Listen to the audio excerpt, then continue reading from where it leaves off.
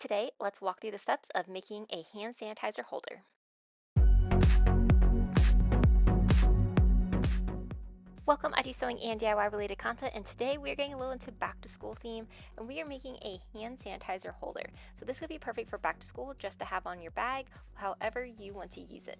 First thing we are going to be doing is you're going to be taking some fabric and you just want to fold it essentially around your hand sanitizer.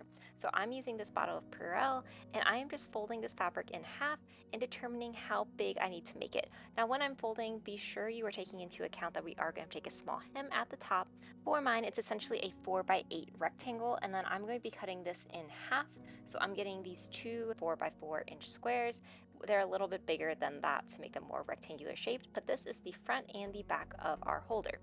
Now, in addition, I need to cut out a smaller rectangle, so this is just going to be 2x4 inches so that I can have this be more of a keychain that I can hang. So using this 2x4 inch rectangle, I'm just going to be folding this hot dog style and pinning across the top, as you can see here, and we're just going to be taking a seam along that top.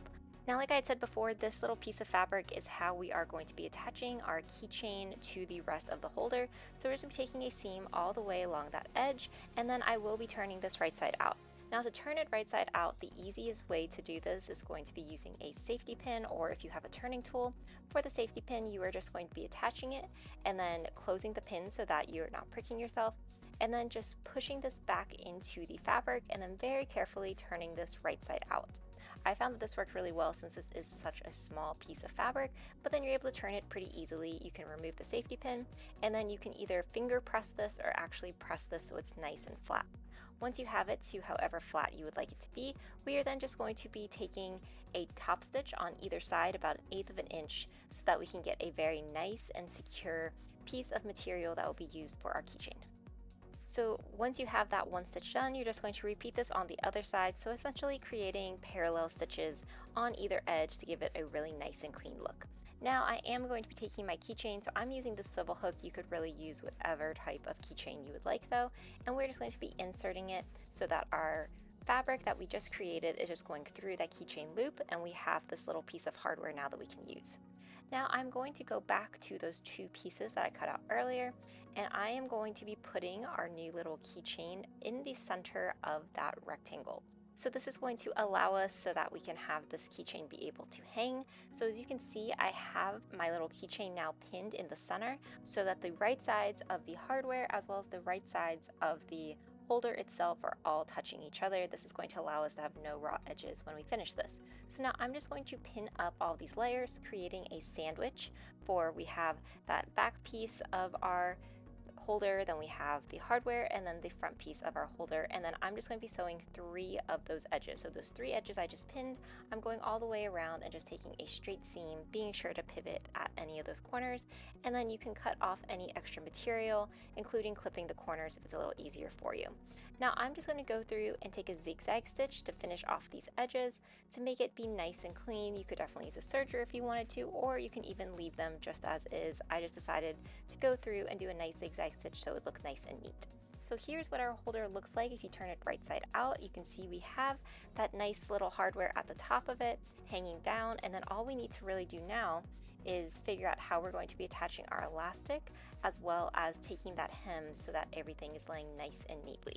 So I'm going to be cutting out, I think it ended up being around like a 5-inch piece of elastic, but my biggest piece of advice to you is when you are figuring out how much elastic you need to really make sure you're wrapping it around your hand sanitizer holder so that you get the best fit. Now I used that really thin elastic cording and I found that it worked really well, but you could also use just regular elastic if that's all you had on hand. So now I'm just going to go through and create a nice narrow rolled hem. So this is very tiny and very small to work with, as you can see. So I just have my pins very carefully doing about 1/8 of an inch rolled hem all the way around this little holder. And then what we are also going to be doing is figuring out how we're going to attach our elastic. Now I did this in multiple different ways, trying to figure out what would be the best way to get this elastic to stay in. I found that if I made this little loop and then sewed it across like this, that was the best way to get the elastic to stay put and to actually hold firm instead of falling out. So you could do this however you wanted, but then you're just going to take that nice top stitch all the way around to hold in your hem as well as holding in your elastic.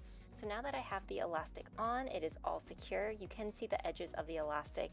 This was the best way that I found for myself to get that elastic to hold.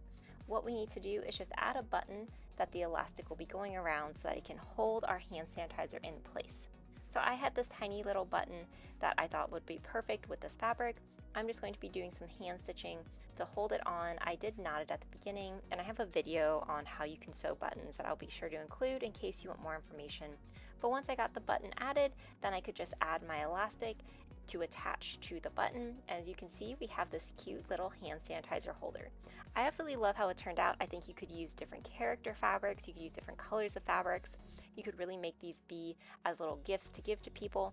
I think it is such a fun way to hold your hand sanitizer, and you'll have it whenever you need it this summer or throughout the year.